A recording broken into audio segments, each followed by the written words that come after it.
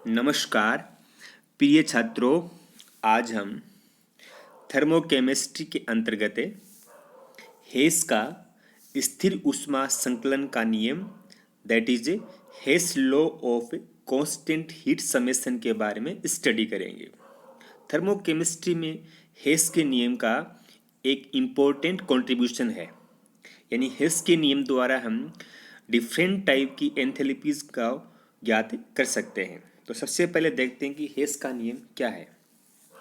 कोई रासायनिक प्रक्रम, चाहे वो एक स्टेप में या एक से अधिक स्टेप में संपन्न हो रहा हो, उस रासायनिक प्रक्रम में जो ऊष्मा में परिवर्तन होगा, एंथैल्पी में जो परिवर्तन होगा, उसका मान समान होगा।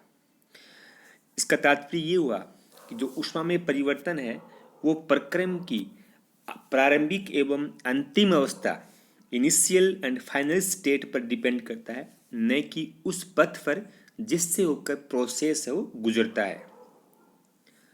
इसका तात्पर्य क्या हुआ कि हेस के नियमानुसार प्रक्रम की इनिशियल और फाइनल स्टेट क्या हो गई, इंपॉर्टेंट हो गई, पथ इंपॉर्टेंट नहीं हुआ। इस तथ्य को हम एक एग्जाम्पल द्वारा एक्सप्लेन कर सकते हैं कि हेस का जो नियम हो किस तरीके से लागू होता है। कार्बन के जो कंप्लीट कंबशन है, कार्बन का जो पूर्ण दहन है, उसके लिए हम हेस के नियम को अप्लाई कर सकते हैं। कार्बन के पूर्ण दहन से एक पद में सिंगल स्टेप में CO2 का निर्माण निम्न प्रकार से होता है।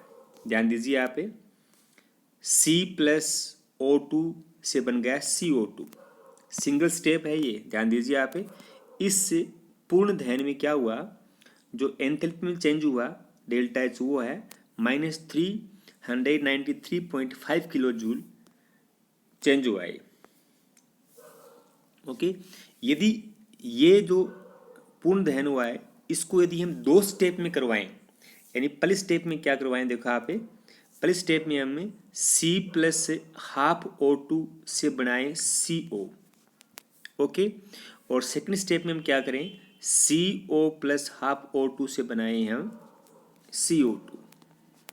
अब देखिए इसमें हमने क्या किया, इसमें हमने एक ही स्टेप में डायरेक्टली C+O2 से CO2 निर्माण कर लिया। यह हमने क्या किया कि दो स्टेप में, पहले स्टेप में CO बनी और दूसरे स्टेप में CO से हमने CO2 बनाई। ओके, तो हेस का नियम क्या कहता है कि जो सिंगल स्टेप में संपन्न हुई अभिक्रिया, इसमें जो एंथैल्पी चेंज होगा ना, वो क्या होगा, इन दोनों स्टेप में जो एंथैल्पी में चेंज हुआ उसके योग के बराबर होना चाहिए। ये कहता है हेस का नियम, और इसको हम प्रूव भी कर सकते हैं। देखिए आप, हमारे पास दो अभिक्रियाएं, ये वाली और ये वाली। अब देखिए इसमें जो पहली अभिक्रिया है, इसमें क्या हुआ कि कार्बन का दहन हुआ और ½ O2 यानी इनकम्प्लीट कंबशन हुआ, अपूर्ण दहन हुआ। तो इसमें क्या हुआ, फर्स्ट स्टेप में CO का निर्माण हुआ। अपूर्ण दहन से हाइड्रोकार्बन होता है ना, उसके इनकम्प्लीट कंबशन से CO बनती है, कार्बन मोनोऑक्साइड बनती है। तो कम ऑक्सीजन मिलेगी तो इनकम्प्लीट कंबशन होगा, तो CO बन गई। तो इसमें देखो फर्स्ट स्टेप में जो डेल्टा H1 यानी चेंज इन एंथैल्पी क्या हुआ, -110.5 किलो जूल पर मोल चेंज हुआ। सेकेंड स्टेप में क्या हुआ, तो फर्स्ट स्टेप में बनी है CO, इसकी क्या फिर O2 से होगी तो इससे CO2 बन जाएगी। सेकेंड स्टेप में जो एंथैल्पी चेंज हुआ वो कितना है, -283.0 किलो जूल पर मोल हो गई। ओके, इन तीनों विक्रियाओं को, यानी सिंगल स्टेप वाली से बनी है CO2 उसको, और टू स्टेप में जो CO2 बनी उसको हम इस डायग्राम में रिप्रेजेंट कर सकते हैं। देखिए आप, इसमें जो पहला है C से डायरेक्ट बन रही है CO2, इस वाले में दो स्टेप काम आ रहे हैं, फर्स्ट स्टेप और सेकंड स्टेप। पहले स्टेप में क्या बना है, CO बना है, सेकंड स्टेप में क्या बन गया, CO से CO2 बन गई। अब जो ये फर्स्ट स्टेप है हमारी, ये वाले को डायरेक्ट बन रहा है, इसमें जो डेल्टा एच का मान कितना है, -393.5 किलो जूल है। और दो स्टेप में जब बन रही है तो पहले स्टेप में कितनी चेंज एंथैल्पी, -110.5, और सेकंड में कितनी है, -283.0 किलो जूल। तो हेस का नियम क्या कहता है कि जो एंथैल्पी चेंज हुआ ना एक स्टेप, इस एंथैल्पी में चेंज के बराबर इन दोनों स्टेप की एंथैल्पी का योग है वो इसके बराबर होना चाहिए।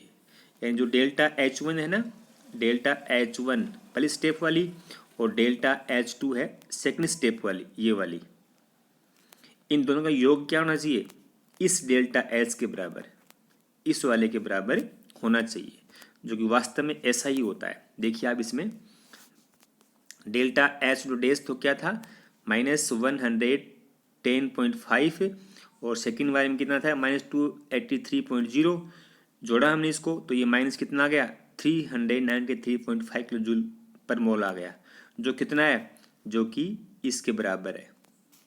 देखिए आप इसके बराबर है। इसका मतलब क्या हुआ कि जैसे CO का जो कंबशन हुआ, चाहे वो 1 स्टेप में हुआ चाहे वो 2 स्टेप में हुआ, दोनों में क्या होगा, एंथैल्पी में चेंज क्या हुआ, बराबर हुआ। कितना आया -393.5 किलो जूल पर मोल प्राप्त हुआ। तो ये हमारा हेस का नियम है। इस नियम को हम देखो समान डायग्रामेट्री रूप में हम निम्न प्रकार रिप्रेजेंट कर सकते हैं। ए से हमें डी बनाना है। देखिए ध्यान दीजिए आप, ए से क्या बनाना है, हमें डी बनाना है। हम डायरेक्टली क्या कर रहे हैं, ए से डी बना रहे हैं। कितने स्टेप हमारे, एक ही स्टेप है, एक ही पद है, तो उसमें जो उसमें चेंज हुआ कितना माना हमने, क्यू मान लिया। देखो आप इसमें क्या माना हमने, ये हमने क्यू माना यहाँ पर, ठीक है। यदि हम ए से डी हैं, डिफरेंट स्टेप में पहुंच रहे हैं, पहले ए से क्या बनाया हमने, बी बनाया, फिर बी से हमने क्या बनाया, सी बनाया, फिर सी से हमने क्या बनाया, डी बनाया, ठीक है ना। तो कितने स्टेप हो गए, फर्स्ट स्टेप, सेकंड स्टेप और थर्ड स्टेप, और ये क्या है, ये डायरेक्ट स्टेप हो गया। सीधा ही हम क्या कर रहे हैं, ए से डी बना रहे हैं। ओके, तो हेस का नियम क्या कहता है कि ये स्टेप है ना, ये वाला क्यू, इस सिंगल स्टेप में जो चेंज हुआ एंथैल्पी में, उसके बराबर इन तीनों स्टेप्स की एंथैल्पी का योग है, इसके बराबर होना चाहिए। यानी हेस के नियमानुसार जो क्यू है इक्वल टू क्या होना चाहिए, Q1 + Q2 + Q3 आना चाहिए। यदि हेस के नियम की पालना होती है तो इस समीकरण की पालना, इस समीकरण के अनुसार ही एंथैल्पी में चेंज होना चाहिए। ओके, तो ये होगी सामान्य सी बात होगी हेस के नियम के बारे में।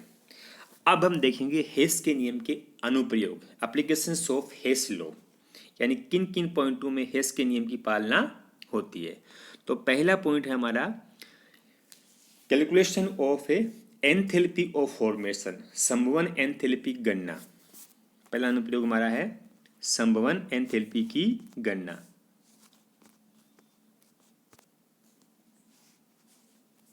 एंथैल्पी ऑफ फॉर्मेशन, अब हम पढ़ चुके कि एंथैल्पी फॉर्मेशन क्या होती है कि किसी पदार्थ के एक मोल को उसके तत्वों द्वारा निर्माण में जो एंथैल्पी में चेंज होता है उसे हम संभवन एंथैल्पी कहते हैं। ध्यान दीजिए आप, एक मोल बन रहा है और बन किससे रहा है, उसके तत्वों से बन रहा है। हम हेस के नियम की सहायता से हम संभवन एंथैल्पी यानी हीट ऑफ फॉर्मेशन या एंथैल्पी ऑफ फॉर्मेशन की गणना निम्न प्रकार से कर सकते हैं। हम एक एग्जाम्पल लेंगे, उस एग्जाम्पल द्वारा हम सिद्ध करेंगे कि किस तरीके से हेस के नियम द्वारा हम संभवन एंथैल्पी गणना कर सकते हैं। हमारे पास ये उदाहरण एग्जाम्पल है कि हमें क्या करना है, हमें मेथेन की जो हीट ऑफ फॉर्मेशन है, एंथैल्पी ऑफ फॉर्मेशन की मान ज्ञात करना है। तो हमारे पास दिया, देखो मेथेन की 298 केल्विन पर दहन ऊष्मा कितनी दे रखी है, -890.3 किलो जूल पर मोल है। यदि CO2 एवं H2O की संबंध ऊष्मा कितनी है, ये है -93.5 एवं -285.8 किलो जूल पर मोल है। तो इन मानों के आधार पर हमें मेथेन की एंथैल्पी ऑफ फॉर्मेशन की गणना करनी है। तो देखो दिया हुआ है, हमारा दिया हुआ क्या है, मेथेन की दहन ऊष्मा, मेथेन का दहन हुआ, दहन में क्या चाहिए, हमें O2 चाहिए। देखो मेथेन लिया हमने, उसका दहन हुआ O2, तो उसमें क्या हुआ दहन में, CO2 और H2 बन गई। ध्यान दीजिए आप, हाइड्रोकार्बन के का दहन हुआ तो उसमें क्या बना हमारे पास, CO2 एवं 2H2 बन गया।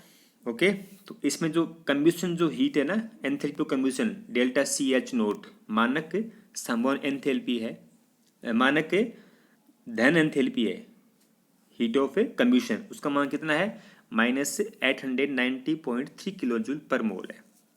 सेकेंड हमारा दिया हुआ है, सेकेंड वाले तो क्या दे रखा है, ध्यान दीजिए आप, CO2 की संभवन ऊष्मा, ये वाली C+O2 से बन रहा है CO2, तो इसमें डेल्टा FH0 ये standard enthalpy of formation of CO2 है, इसका मान दे रखा है -393.5 किलो जूल पर मोल। तीसरी बात हमें दी हुई है H2 की संभवन एंथैल्पी, देखिए ये वाली H2 प्लस हाफ O2 से बन रहा है H2 लिक्विड, और इसमें डेल्टा FH0 क्या है, standard enthalpy of formation of H2, ये दे रखी है हमें -285.8 किलो जूल पर मोल। ये क्वेश्चन नंबर फर्स्ट सेकंड और थर्ड आ गई। ओके, फर्स्ट सेकंड और थर्ड। हमें ज्ञात क्या करना है, हमें ज्ञात करना है CH4 की संभवन एंथैल्पी। तो संभवन एंथैल्पी देखो, ये ध्यान दीजिए आप, इस अभिक्रिया के अनुसार हम मेथेन की संभवन एंथैल्पी गणना करेंगे। C एलिमेंट है, H2 भी एलिमेंट है, इससे बन गया CH4, तो इसमें हमें डेल्टा FH0 का मान ज्ञात करना है। तो हम समीकरण फर्स्ट सेकंड और थर्ड के द्वारा उस पर हेस का नियम अप्लाई करते हुए हम इस समीकरण को के लिए डेल्टा FH0 का मान ज्ञात करेंगे। अब देखिए हमें करना क्या है, हमें क्या करना है कि समीकरण 1, 2 और 3 को इस तरीके से मल्टीप्लाई करना है, यानी उस क्वांटिटी से मल्टीप्लाई करना है और उनको जोड़ना घटाना है, जिससे क्या है कि अंतिम परिणाम जो हमारे पास ये आ जाए। ओके, अब देखिए आप हमारे पास जो समीकरण नंबर थर्ड है, इसमें देखिए आप H2 प्लस हाफ O2 है हमारे पास, और देखो H2 कहीं पे भी नहीं है, इक्वेशन फर्स्ट सेकंड थर्ड में कहीं पे भी H2 नहीं है, केवल इक्वेशन थर्ड में H2 है। अब हमें जो यहाँ पर जो है ये हमारे पास यहाँ पर H2 के 2 मॉलिक्यूल हैं, तो हम क्या करेंगे, हमें 2 चाहिए H2 को, तो हम क्या करेंगे, समीकरण थर्ड है ना, उसको हम 2 से मल्टीप्लाई करेंगे। तो समीकरण थर्ड को 2 से गुणा करने पर, गुणा किया हमने तो ये आ गया 2H2 प्लस O2 से आ गया 2H2। देखो 2H2, यहाँ पर हाफ O2 था ना, हाफ इंटू में 2 से क्या हो गया, कट कैंसिल हो गया, 2 से 2 तो 1 बन गया O2, तो 2H2 प्लस O2 से बन गया, यहाँ पर 2 जाएगा ये 2H2।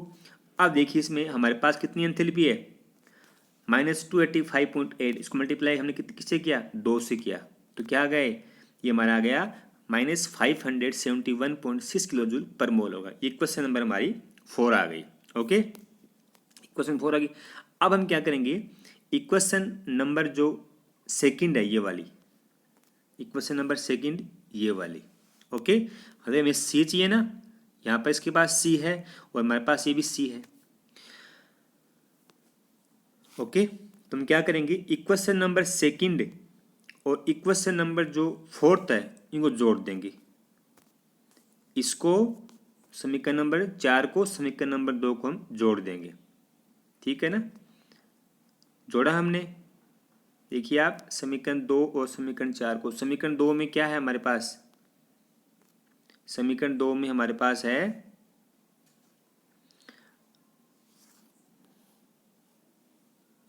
CS है, ठोस अवस्था में आ गया ना, तो हमने लिया CS, ठीक है। समीकरण 4 में हमारे पास क्या है 2H2, तो यहाँ पे क्या आ गया 2H2 आ गया, 2H2 प्लस CS क्या है यहाँ पे, ठोस अवस्था है, सॉलिड स्टेट है।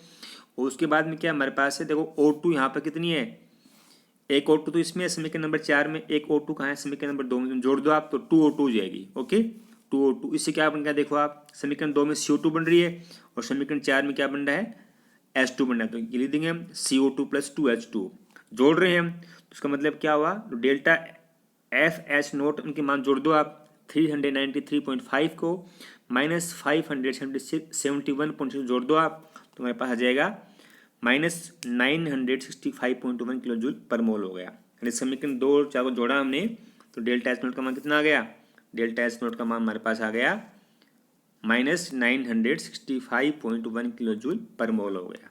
ओके, ये हमारे पास आ गया मान समीकरण नंबर 5 का।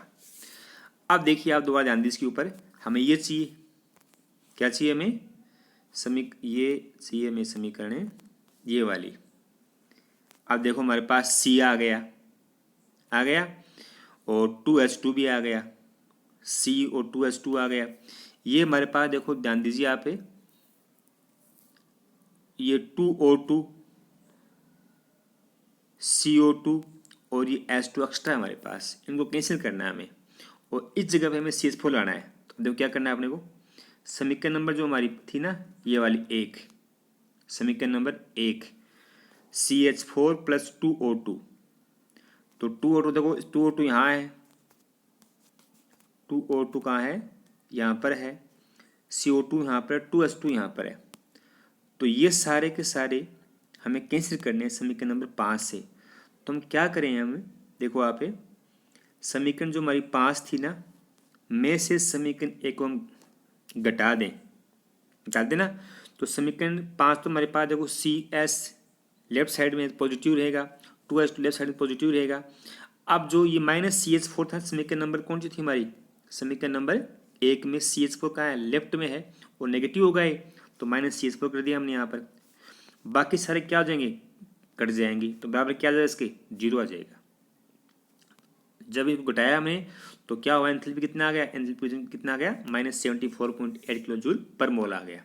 ओके, आप इसको क्या करेंगे, इसको इधर ले जाओ, राइट साइड में आप ये माइनस का साइन है तो क्या बन जाएगा, प्लस हो जाएगा। तो ये हमारे पास समीकरण क्या आ गई, CS + 2H2 से बन गया CH4। डेल्टा एच अब कितना आ गया हमारे पास, -74.8 किलो जूल पर मोल आ गया। ये CH4 की क्या है, ये CH4 की संवहन एंथैल्पी है। तो इस तरीके से हमने क्या किया, हेस के नियम की सहायता से CH4 की संवहन एंथैल्पी गणना कर ली। इसका दूसरा अनुप्रयोग है हेस के नियम का, वो है अपरूप रूपांतरण की एंथैल्पी गणना, calculation of enthalpy of allotropic transformation. Allotropes होते हैं ना, उनका जब आपस में ट्रांसफॉर्मेशन होता है तब जो एंथैल्पी परिवर्तन होता है उसकी गणना भी हम हेस के नियम के द्वारा कर सकते हैं। जैसे इसका एग्जांपल ले रहे हैं हम, कार्बन ग्रेफाइट चेंज हो रहा है कार्बन हीरे में, तो उसके लिए एंथैल्पी में जो परिवर्तन होगा उसको हम निम्न प्रकार से हेस के नियम द्वारा ज्ञात कर सकते हैं। यदि ग्रेफाइट एवं हीरे की दहन ऊष्माएं, हीट ऑफ कंबशन क्या है कि मान क्रम से कितने हैं, -393.5 किलो जूल एवं -395.4 किलो जूल पर मोल, इनके दहन ऊष्मा के मान दिए हुए हैं। ठीक है ना, तो दिया हुआ है किसका दहन हुआ, कार्बन ग्रेफाइट का दहन हुआ, तब CO2 बनी, तब कितनी दहन ऊष्मा है, 393.5 किलो जूल है। जब हीरे का दहन हुआ तो कितनी एंथैल्पी चेंज हुआ, तब 395.4 किलो जूल पर मोल हुआ। इक्वेशन 5 सेकंड आ गई। हमें ज्ञात क्या करना है, हमें ज्ञात करना है कार्बन ग्रेफाइट चेंज हो रहा है कार्बन हीरे में, तब एंथैल्पी में चेंज कितना होगा, डेल्टा संक्रमण H note transformation H note का मान हमें ज्ञात करना है। तो हम क्या करें, देखिए आप हम समीकरण जो थी हमारी 1 में से समीकरण 2 को हम घटाएंगे, समीकरण 1 में समीकरण 2 घटाएंगे हम, तो C क्या बन जाएगा, घटाएंगे तो क्या बचेगा हमारे पास है, बन जाएगा C ग्रेफाइट -C हीरा आ जाएगा 0। ओके, डेल्टा संक्रमण का मान कितना हो जाएगा, +1.9 किलो जूल हमें प्राप्त हो जाएगा। अब देखिए इसको आप इधर ले जाओ आप राइट साइड में, तो क्या हो जाएगा, प्लस हो जाएगा। तो क्या बन गया, C ग्रेफाइट से क्या बन गया, C हीरा बन गया। तो इसमें डेल्टा संक्रमण H नोट का मान कितना आ जाएगा, +1.9 किलो जूल पर मोल प्राप्त हो गया। इस तरीके से हमने एलोट्रोपिक ट्रांसफॉर्मेशन यानी अपरूप रूपांतरण के लिए भी हेस के नियम द्वारा अपरूप रूपांतरण एंथैल्पी गणना कर ली। इस प्रकार से हेस के नियम द्वारा हमने संवहन एंथैल्पी एवं एलोट्रोपिक ट्रांसफॉर्मेशन एंथैल्पी गणना कर ली। Thank you.